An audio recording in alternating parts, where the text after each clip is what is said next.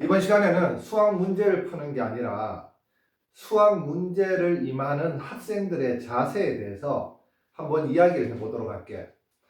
그 학교 선생님들 중에서 어떤 선생님들은 학생들 보고 야 절대로 답지를 보지 마라 이렇게 강조하는 선생님도 계시고, 어떤 쌤들은 인강을 봐도 소용이 없다 이렇게 이야기하시는 쌤들도 계시고, 그 다음에 학교의 EBS 공부에 관한 다큐멘터리 같은 걸 보더라도 공부는 학원에 가서 하는 게 아니라 혼자 하는 거지, 왜 학원에서 공부를 하면은 그냥 멍하게 선생님이 문제 푸는 거 보고 있는 게 그게 뭐가 공부냐 이렇게 부정적으로 이야기하시는 분들도 있고, 굉장히 다양하게 이야기하시는 분들이 많아.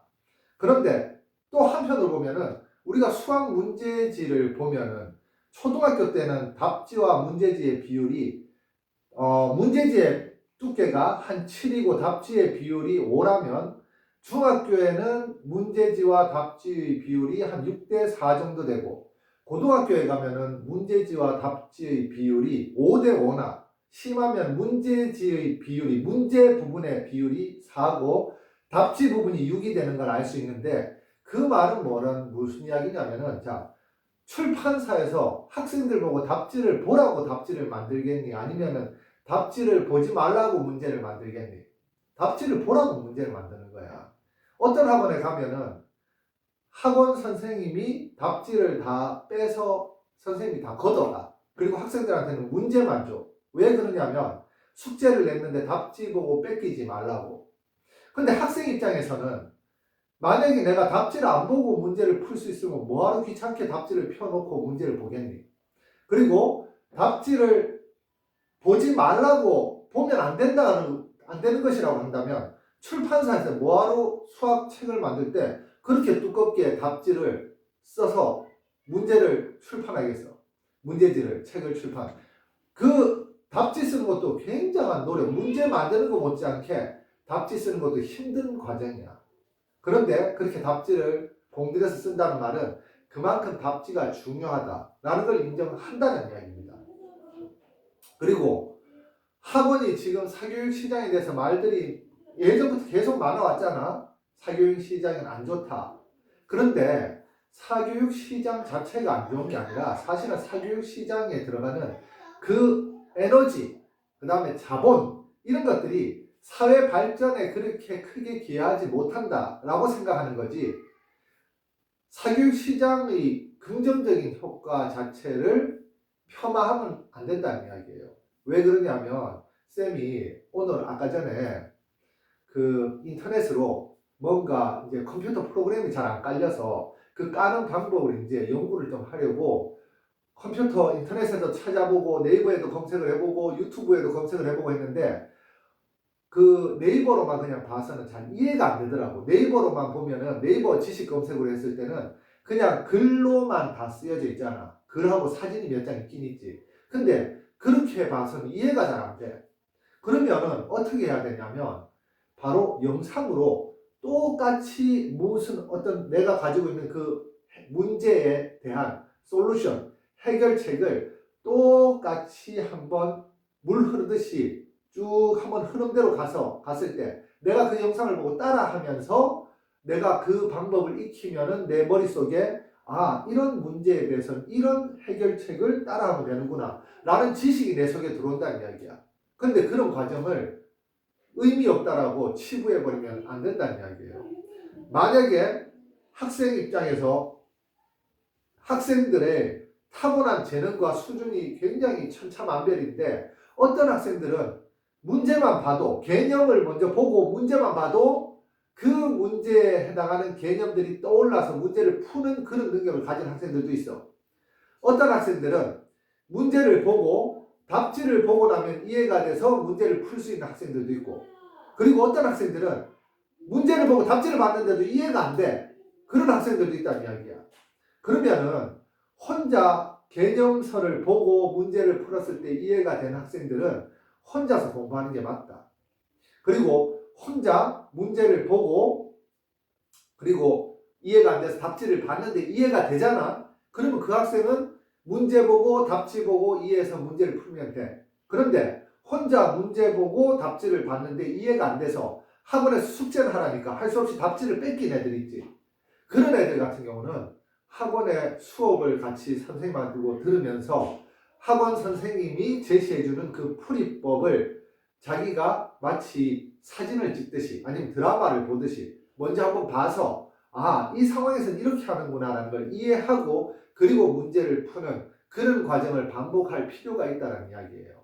그게 굉장히 중요한 이야기야. 그리고 모든 학생들이 그러니까는 혼자 공부하는 학생 아니면 답지를 보고 공부하는 학생 아니면은 답지를 봐도 이해가 안 돼서 학원 수업을 듣는 학생 또 어떤 학생 같은 경우는 누가 있냐면 혼자서 공부할 수 있는 의지가 약해서 할 수 없는 학생들 이런 학생들은 인강을 봐가지고도 효과가 없고 직접 오프라인으로 학원을 등록을 해서 그 학원에서 강제 자습을 시키는데 강제 자습과 강제 숙제를 시킬 때 그것을 따라하면서 하는 게 그 학생에게 효율적이 될 수도 있다는 이야기야. 그런데 이 모든 이 네 가지 지금 쌤이 이야기하는 네 가지지만 이 유형의 학생들의 최종 목표 공통점이 있어요. 그건 뭐냐면은 쌤이 어릴 때는 내가 글 읽는 걸 별로 안 좋아했는데 나이가 들어서 사람들도 만나고 이야기도 하고 이런저런 직업적 경험도 가져보고 그 다음에 공부도 외국 나가서 해보고 이렇게 하다 보니까 사람의 심리가 이런 상황에서는 사람의 심리가 어떻다 아니면 이런 상황을 말로서 설명하든지 글로서 표현하려면 이렇게 표현해야 되겠구나 라는 느낌이라는 게 오더라고. 근데 그런 느낌이 오고 난 이후부터는 글을 읽는데 글 쓴 사람이 어디에서 무슨 시간에 도대체 어떤 감정으로 어떤 의도로 이런 글을 쓰고 있을까 이런 것들이 머릿속에 이렇게 좀 떠올라. 그게 100% 맞지는 않지만 내 나름대로 상상이 된다는 이야기지. 그러면은 우리가 수학뿐만 아니라 모든 과목을 공부함에 있어서 어느 레벨 이상으로 올라가려면 그리고 그 레벨 우리가 올라가고자 하는 그 레벨은 무슨 레벨이냐면 바로 출제자의 의도를 파악해낼 수 있는 그 레벨까지 올라가야 되는 거야. 출제자의 레벨을 파악하려면 출제자와 거의 비슷한 지식 수준을 갖추고 있어야 돼요. 그것이 내 사고력, 100% 내 사고력에 의해서 되었던지 50%는 내 사고력이고 50%는 암기력에 의해서 되었던지 아니면은 20%의 사고력과 80%의 암기력에 의해서 되었던지 간에 이 출제자가 거쳤던 그 과정을 학생들도 문제를 푸는 학생들도 거쳐야지만 비슷한 레벨에서 출제자의 의도를 파악해서 문제를 풀 수 있다는 이야기예요. 만약에 어떤 공부를 하는데 점수가 한 50점 밑으로 내려오는 낮은 학생들 있잖아. 이런 학생들은 출제자의 의도가 거의 도대체 나는 지금 이 문제가 도대체 뭘 말하는 건지 모르겠다. 이런 느낌을 받는 학생들이 있거든. 그런 학생들은 사교육을 좀 받아서 충분히 어느 레벨 이상까지 끌어올린 다음에 그리고 사고력과 자기의 어떤 해석력을 가지고 공부를 계속 해나가야 돼. 그래서 쌤이 지금 이야기하고 싶은 결론은 자, 사교육을 받아라. 이것도 아니에요. 사교육 받지 마라. 이것도 아니고 답지를 봐라. 이것도 아니고 답지를 보지 마라. 이것도 아니고 그럼 도대체 뭐예요? 라고 하면은 자기 스스로 자기가 어떤 것이 자기에게 가장 효율적인지를 한번 생각해 보라는 이야기야. 만약에 사교육 시장에 갔잖아. 근데 자기가 만약에 어떤 학원에 갔어. 쉽게 말하면 학원에 갔는데 도저히 집중도 안 되고 이해도 안 돼. 그럼 그 학원 자기하고 안 맞는 거야. 그럼 다니면 안 되지. 그러면 이제 혼자서 내가 공부해야 되겠다고 생각해서 인강을 이제 켰어. 근데 인강 켰는데 이해가 잘 돼. 그러면 인강 틀고 계속 공부를 하면 돼. 근데 인강 켰는데 집중도 안 되고 인강 진도도 계속 규칙적으로 안 맞추고 그 다음에 좀 듣다 말다 이러면은 이런 학생들은 인강 들으면 안 된다는 이야기야. 그리고 혼자서 공부를 하려고 책을 펴서 문제를 아무리 봐도 도대체 아무것도 모르겠고 무슨 말인지 벽에 진짜 부딪힌 것처럼 그렇게 문제가 안 풀린 학생들은 학원을 가야 돼. 그런데 아까 전에 학원을 가니까 안 맞더라 이랬지. 학원이라는 것은 이게 어떻게 보면 서비스 시장이야. 서비스 시장. 우리가 제품을 공장에서 찍어내는 게 아니라 서비스, 사람 대 사람 간의 서비스이기 때문에 사람이 서로 상호 간에 맞는 사람들이 있다. 어떤 선생님은 여러 종류의 학생들에게 다 맞춰줄 수 있는 선생님도 있고 어떤 선생님은 자기 성향, 성격에 따라서 이런 학생들하고 맞는 선생님이 있고 또 어떤 선생님은 또 다른 저런 학생들하고 맞는 선생님이 있어. 그래서 학원을 여러 군데 다녀봐서 자기하고 맞는 선생님이 있으면 그 선생님하고 공부를 해야 된다는 이야기예요. 그래서 지금 얘가 이야기하고 싶은 건 뭐냐면은 내가 수학 공부를 해야 되겠다라고 싶으면 해야 되겠다는 생각이 들면 여러 가지 방법으로 다 공부를 일단 시작해보라는 이야기예요. 여러 가지 방법으로 다 시작을 해보다가 그리고 내가 이런 이야기도 할게. 처음에 내가 기초가 안 돼서 학원 선생님의 도움을 받지 않으면 공부를 할 수 없는 학생이 있었는데 이 학생이 어느 정도 수준이 됐어. 그래서 원래 이 학생의 성향은 혼자서 책 보고 답지만 봐도 공부할 수 있는 그런 이해력을 가지고 있는 성향의 학생이었어. 그런데 워낙 기초가 없어서 그게 안 돼서 처음에는 학원 선생님의 도움을 받아서 어느 레벨까지 올라왔잖아. 근데 어느 레벨까지 올라왔을 때 이제 이 학생은 자기의 자발적 노력과 이해력과 사고력으로 문제를 풀 수 있다면 그때부터 이 학생 학원을 안 다녀도 된다는 이야기야. 그런데 학생들 입장에서 내가 어떤 유형인지 파악하는 게 사실 어렵잖아. 어려워요. 그러면 빠른 시간 내에 이런 경험들을 계속 해보라는 이야기야. 계속 해가면서 내가 진짜 지식적으로 수학 분야에서 성장하고 있구나라는 것을 느끼는 그 해결책, 그 환경 속에서 계속 지내야 된다는 이야기야. 그 환경이 아니라 내가 1년을 만약 공부를 해도 내 실력이 안 늘고 있구나 라고 생각하면은 그러면은 그 환경에서 다른 환경으로 이동해야 된다. 쌤 같은 경우도 쌤이 어떤 학생을 가르쳤는데 이 학생은 도저히 내 말을 안 들어. 내 말 안 듣고 내가 숙제해와라고 내가 안 해오고 문제 풀어봐라 그래도 제대로 안 풀고 그런 학생은 내하고 1년을 같이 있어도 성적이 안 오르니까 한 6개월 있다가 끊었는데 그 학생은 차라리 끊는 게 좋아. 왜? 내가 내 지식을 그 학생에게 전달한 적이 없다 내가. 내 머릿속에 지식이 많이 있는데도 그 학생이 받아들이질 않으니까 마음의 문을 열지 않으니까 머리의 문을 열지 않으니까 내 지식이 들어가지가 않는다는 이야기야. 그럼 어떻게 해야 되냐면 그런 경우는 자기하고 맞는 선생님을 찾아서 선생님이 학생을 고를 수는 없잖아. 그러니까 학생 입장에서 자기하고 맞는 선생님 자기가 생각했을 때 자기의 마음의 문이 열리는 선생님 그런 선생님을 찾아서 공부를 해야 되고 가장 좋은 건 사실은 모든 학생들이 학원에 일단 왔다면은 마음의 문을 열고 수업을 들어야 돼. 왜냐? 너희들이 나중에 사회생활 하잖아? 사회생활 하든지 특히 영업적으로 가든지 아니면 회사에서도 팀 단위로 프로젝트를 할 때 다른 사람들과 계속 소통을 해야 되는데 소통을 한다는 말은 무슨 말이냐면 내 말을 상대방에게 주입시키는 게 아니고 상대방의 말을 진심으로 듣고 이해해 줄 수 있는 능력이 바로 소통의 능력이야. 그러니까 학원에 온 학생들은 마음의 문을 열고 선생님 수업을 들어야 된다는 이야기야. 자, 오늘 지금 이야기한 건 무슨 이야기를 했냐면은 여러 가지 방법으로 빠르게 시도를 해봐라. 그리고 자기에게 가장 맞는 환경과 상황을 찾아서 그 상황과 환경 속에서 계속 반복해라. 그런데 만약에 자기하고 마음에 맞는 근데 내가 지금 이야기했는데 편한 게 자기한테 맞는 게 아니야. 왜냐? 편한데 성적은 계속 한 6, 70점 나와.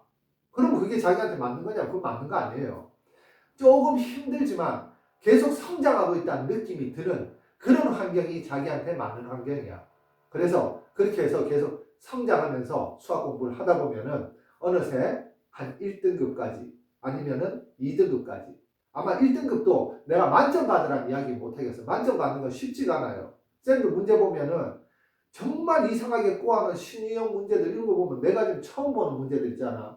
내가 사고력이 그렇게 막 좋아가지고 개념 보면 다 이해하고 이런 스타일의 학생이 아니었었거든. 그렇기 때문에 내가 오히려 그런 학생들을 정말 잘 이해를 해줄 수가 있어. 근데 그런 학생들도 만점은 못 받더라도 1등급은 맞을 수 있다는 이야기야. 어떻게? 시중에 있는 대부분의 문제지를 다 외운다고 생각해봐라. 나 절대로 이해력이 없어요. 난 이해력을 못하고 나서 난 공부머리가 없어. 이런 애들 있지. 그런 애들. 암기는 누구나 노력하면 할 수 있어. 물론 암기력이 좋은 사람이 있고 안 좋은 사람이 있지만 암기는 노력에 의해서 극복이 되는 부분이거든. 그러면은 최대한 암기를 해가지고 시중에 있는 문제지들 다는 아니라고 할게. 그러면 최소한 기본서에 있는 문제지 자기가 보는 문제지 한 2권 정도 여기에 있는 문제들은 다 외운다고 생각하고 문제를 풀어봐. 그러면은 정말 1등급이나 1등급에 아주 가깝게 성적이 나올 수 있다. 이 정도는 해놓고 나는 공부에 재능이 없어. 이 정도 이야기해야지. 그렇게도 공부 안 하고 자기가 풀고 있는 문제지의 문제를 이거를 지금 한 90% 이상 못 풀잖아? 그럼 그건 공부한 게 아니야. 그러니까 그거는 어떻게 하든지 간에 자기가 푸는 문제지는 90% 이상 다 암기해서 풀 수 있도록 만들어 놔야 됩니다. 이야기가 좀 길었지만 한번 이런 영상 찍고 싶었는데 왜 내가 이 영상을 찍었냐면 내가 참 나도 약간 청개구리 성격이 있는 게 답지 보고 공부하는 학생한테는 내가 이야기해. 야, 너 답지 보지 마. 그리고 답지를 안 보고 자존심이 있어서 난 답지 안 봐요. 이러고 낑낑거리다가 포기하는 학생들이 있어. 걔들 보고 내가 답지 보라 그래. 그리고 수업 시간에 열심히 안 듣는 애들이지. 걔들은 내가 열심히 들어라 그래도 그거는 최대한 내가 어떻게 뭐 할 수가 없어요. 그런데 내가 지금 이야기하고 싶은 것은 자기가 가지고 있는 자기가 지금 사용하고 있는 그 방법들이지, 공부의 방법들. 그 방법들이 만약에 지금 현재 좋은 결과를 만들어내지 못하고 있다. 아니면은 현재 좋은 결과를 만들지는 못하더라도 뭔가 쌓이면 괜찮은데 쌓이는 느낌도 전혀 없다 라고 하면 방법을 바꾸라는 이야기를 해주고 싶어서 이 영상을 찍는 거다. 그러면 열심히 공부하도록 합시다. 열공!